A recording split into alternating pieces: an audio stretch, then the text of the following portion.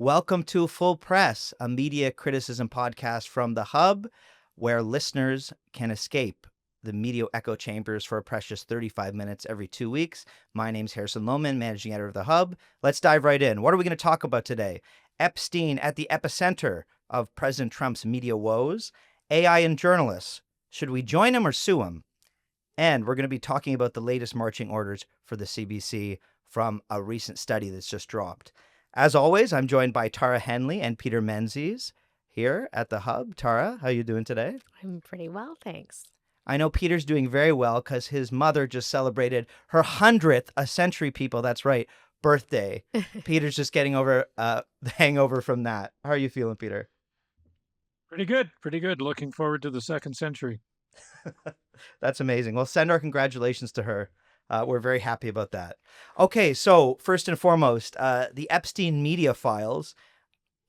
There's a battle going on between President Trump and different media outlets in the U.S. The Wall Street Journal a few days ago broke a story that Trump allegedly penned a sexually suggestive birthday message that included a doodle of a naked woman, I think. We don't know who drew the doodle yet, Tara. But that he has a relationship with the convicted sex offender Jeffrey Epstein, that he wrote this message in 2003, and the message itself could not be worse for him. Happy birthday, and may every day be another wonderful secret. Trump fires back immediately. A $10 billion lawsuit launched at the Wall Street Journal and its owners far exceeds any other defamation judgment in modern American history. Obviously, it's a PR tool at the same time.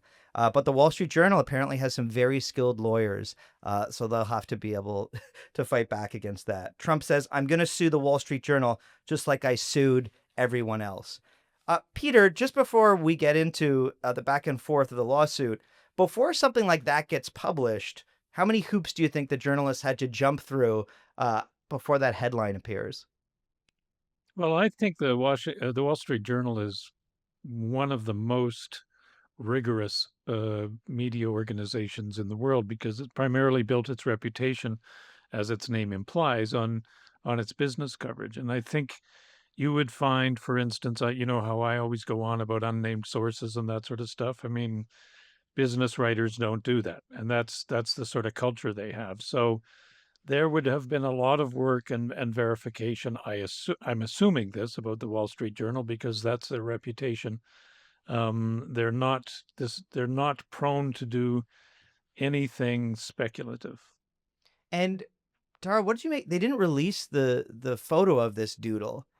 What have you made of this whole story coming out and the reaction from the president? Well, I think there's a couple of things to consider here. I think, first of all, kudos to the Wall Street Journal. I think we should remember and remind our listeners and viewers that they also broke the story of Biden's declining health. There they go. Equal opportunity scandals. Exactly. So Emma Tucker, who heads up the Wall Street Journal now, I think we have to give her a lot of bravery points on this, and also points for consistency in a polarized era. I do think it's pretty remarkable that they are going after whoever happens to be in office, as every journalist should, and applying adequate scrutiny to that. In terms of President Trump, we have seen a number of legal attacks against the press, and I do think there are a number of alarms going off in terms of freedom of the press for the United States right now. I do think it's a very concerning trend, and we have seen some large media organizations settle.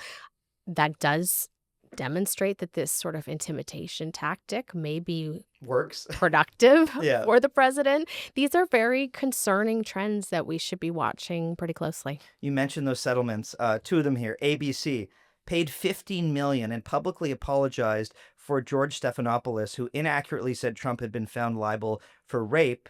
He'd actually been found liable of sexually abusing the magazine writer Jean Carroll. And then CBS, Trump alleges during the election they deceptively edited a 60 minutes interview to make Kamala Harris sound better.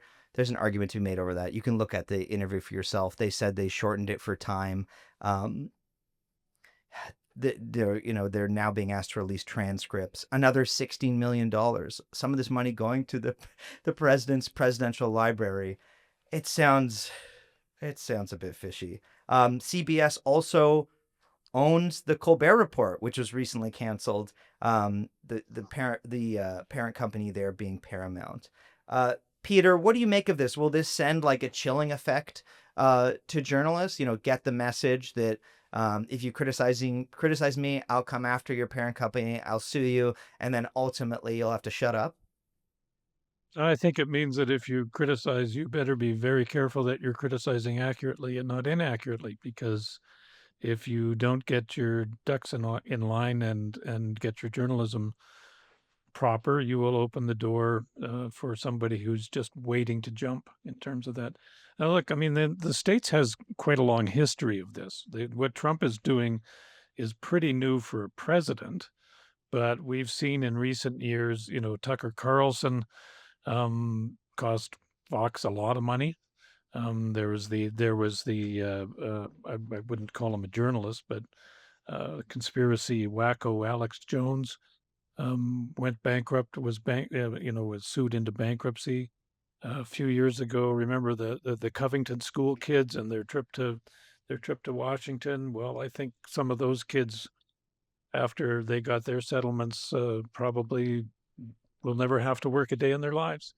So, this in Canada, you don't get anything like those kind of settlements, right? I'm not sure what it is, but I would be very surprised if any media in Canada had ever had to pay out more than somewhere between $2 and $5 million.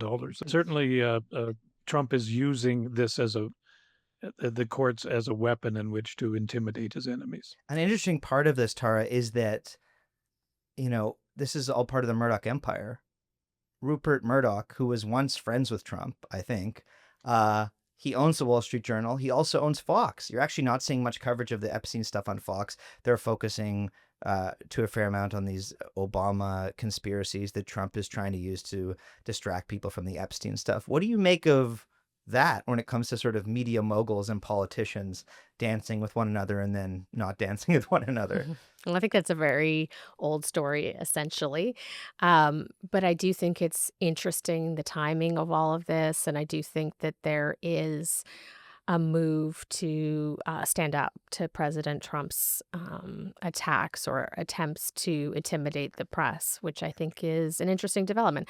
I think the broader picture of all of this that we should all be thinking about is what has happened in the United States press corps in the last 8 or 9 years. Since Donald Trump was elected for the first time, we have seen a move towards a more activist press, more overt anti-Trumpism, and that I do think that has consequences to the journalistic trust. And so I think this is all kind of rolled into that story. And I think the temptation for the United States press at this point is to become more activist, more anti-Trump. I don't think that's a smart move. I think that it's a time to hold on to principles.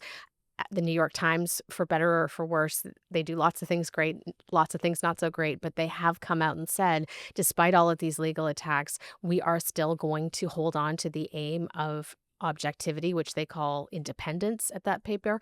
And we are going to still celebrate Trump's wins, cover his losses, be fair or attempt to be fair.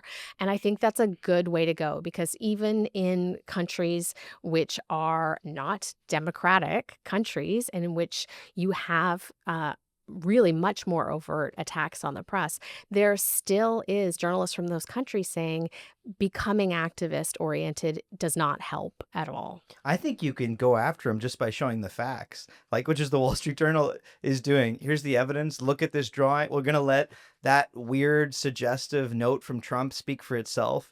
And we don't need to sort of go all overboard with many hot takes, as enticing as that is and how profitable as that is. You can see the Bulwark doing a fair amount of that. But then there's also the opposite direction, Tara, which is like the Wall Street Journal, where the Washington Post, where Bezos has essentially knelt before the president, upended the whole op-ed department, saying it's going to be saying things along the lines of what the president likes, and moving away from being that official opposition in the media, going overboard in one direction to going overboard in the other direction. Peter, what approach do you think how should the American media be reacting to all this? Well, they should. I mean, as they always should, they should just focus on doing their job and doing it, reporting the news as they find it in the most unbiased way they can be. They shouldn't be going after anybody. They should just be finding, as they find stories and as they find links that they think speak to an issue. Like in Trump's case, the issue appears to be his character and whether he was um, allied with very nefarious characters such as Epstein and Maxwell. Maxwell, of course, is still alive in prison. But that was a very big network too. I mean, the interesting thing about the whole Epstein story that, unlike the person won't die, is there are hundreds and hundreds of people whose names might be on this list, who are famous people who may have been invited to a party, who may have been invited to this or that sort of stuff. Epstein moved in, and so did Maxwell, moved in some very interesting circles. So the extent to which you can show that somebody was associated with somebody and decide whether that association, the conclusion of that association is guilt of some kind, will be really interesting to see, because that's a pretty tricky one for media to navigate. Yeah, hanging out versus actually engaging in, which, we still Mm. need a fair amount of evidence when it comes to Trump for that.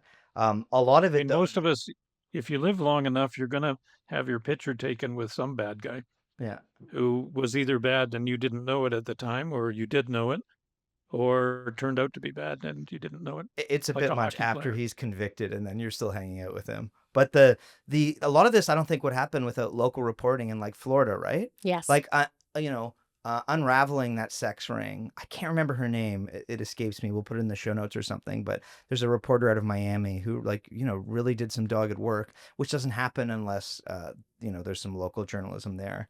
A lot of media journalists becoming like court reporters now, though, because of all this suing going on that I just described. The NPR media correspondent saying, "I've been turned into a full-time legal reporter." Trump is like, you know what? I'm going to lead the charge on that. Not only that, I'm going to model how you go after the press.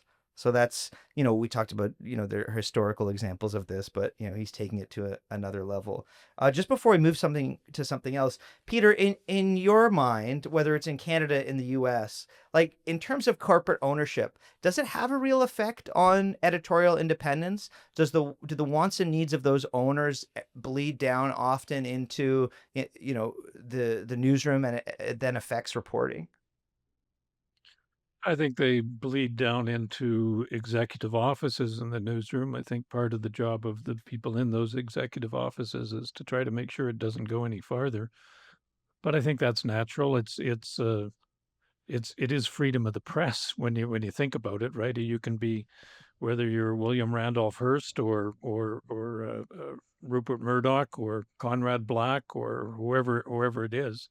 When you're the proprietor, you're going the your publication, your titles are going to move in one direction or another, or the direction could simply be hire good writers and survey readers. In terms of that, so I would think mostly that influence becomes very occasional, because good proprietors know that they will make more money by not turning their titles into playthings than they will by doing so. All right, let's say goodbye to our complimentary listeners. To get the back half of the full press, you can become a Hub Hero or Fellow, where you can join us to talk about AI and whether it's going to kill our industry completely, maim us, injure us. We'll get into that on the other side of this podcast. We'll see you there.